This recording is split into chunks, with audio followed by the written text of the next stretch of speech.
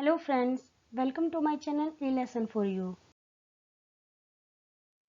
Friends, आज से मैं हिंदी व्याकरण की एक ऐसी श्रृंखला शुरू कर रही हूँ जिसमें व्याकरण की सभी चीज़ों के बारे में, सभी भागों के बारे में, चाहे वो ध्वनियाँ हैं, संज्ञा, सर्वनाम, वाक्य, शब्द, क्रिया, विशेषण, रस, छंद, अलंकार, जो कुछ भी व्याकरण के अंतर्गत आता है वह सभी कुछ मैं आप लोगों को एक श्रृंखला में प्रस्तुत करूंगी। तो आज मेरी श्रृंखला का पहला वीडियो है जिसमें मैं व्याकरण के बारे में आप लोगों को सामान्य जानकारी दूंगी।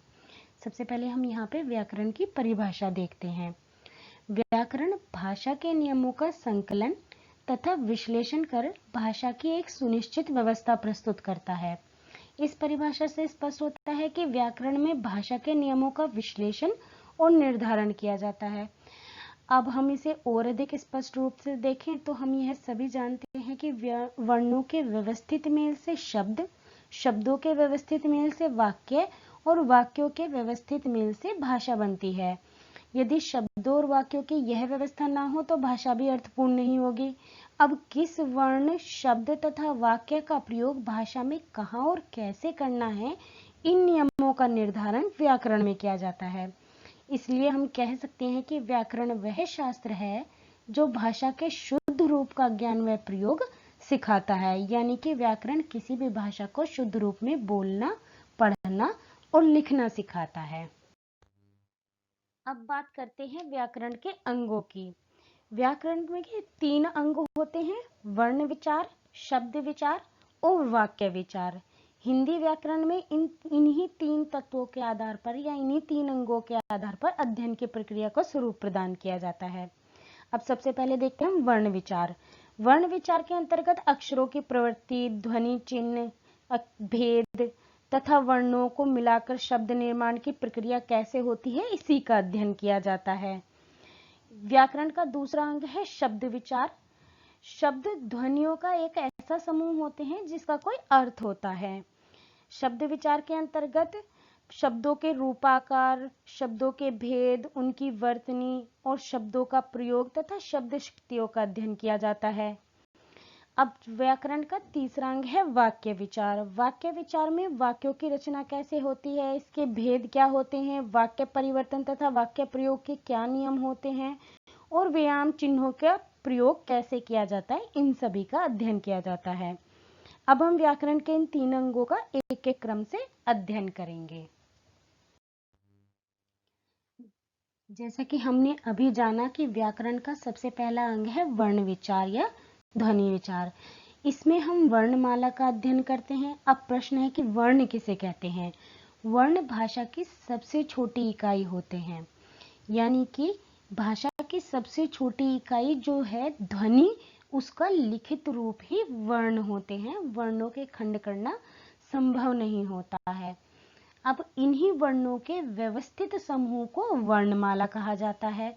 हिंदी की वर्णमाला में कुल 52 वर्ण हैं और इसमें 13 स्वर, 35 व्यंजन और 4 संयुक्त व्यंजन होते हैं। तो कुल मिला के 52 वर्ण हो गए।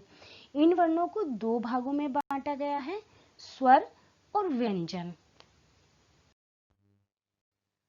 पहले हम देखते हैं स्वरों को। स्वर किसे कहते हैं। स्वतंत्र रूप से बोले जाने वाले वर्ण स्वर कहलाते हैं। इनके उच्चारण में हवा मुख से बिना किसी रुकावट के बाहर निकलती है। हिंदी वर्णमाला में स्वरों की संख्या 13 मानी गई है, जिसमें मूलभूत स्वरों की संख्या 11 है। ये मूलभूत स्वर हैं ए, आ, इ, ई, ओ, रे, ए, ओ, औ। और इसके अलावा 2 अयोगवाह स्वर होते हैं, अंग और अह। इस प्रकार कुल स्वरों की संख्या है 13। फ्रेंड्स, अगर एग्जाम में क्वेश्चन पूछ लिया जाए कि हिंदी में मूलभूत स्वरों की संख्या कितनी है तो आप लिखेंगे 11। और अगर पूछा जाए कि हिंदी में कुल स्वरों की संख्या कितनी है तो आप लिखेंगे 13। अब व्यंजन देखते हैं। व्यंजन किसे कहते हैं। स्वरों की सहायता से बोले जाने वाले वर्ण व्यंजन कहलाते हैं।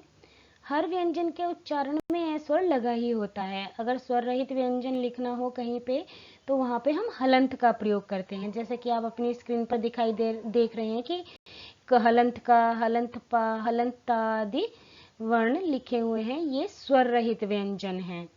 हिंदी वर्णमाला में मूलतः 33 व्यंजन हैं। इसके अलावा संयुक्त व्यंजन और विकसित व्यंजनों को मिलाकर इनकी संख्या कुल मिलाकर 39 होती है। तो अगर एग्जाम में क्वेश्चन पूछ लिया जाए कि हिंदी वर्णमाला में मूलतः कितने व्यंजन होते हैं, तो यहाँ पे आप लिखेंगे 33 व्यंजन होते हैं, और अगर पूछा जाए कुल कितने व्यंजन होते हैं तो 39 यानी कि 39 व्यंजन होते हैं। ये देखिए, ये है व्यंजनों का वर्गीकरण। इस वर्गीकरण में सबसे पहले 25 व्यंजन हैं जिन्हें 5 वर्गों में रखा गया है, और प्रत्येक वर्ग का नाम उस वर्ग के पहले व्यंजन के आधार पर रखा गया है। पहला वर्ग है क वर्ग, इसमें है व्यंजन क, ख, ग, घ और ण। दूसरा वर्ग है च वर्ग, इसमें व्यंजन है च, छ, ज, झ, आय। तीसरा वर्ग है ट वर्ग, इसके व्यंजन है ट, ठ, ड, ढ, अण।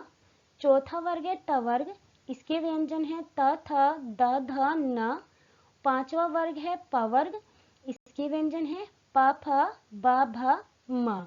इनके अलावा 4 अंतस्थ व्यंजन हैं, ये हैं य, र, ल और व। 4 ऊष्म व्यंजन हैं, ये हैं श, स, स और ह।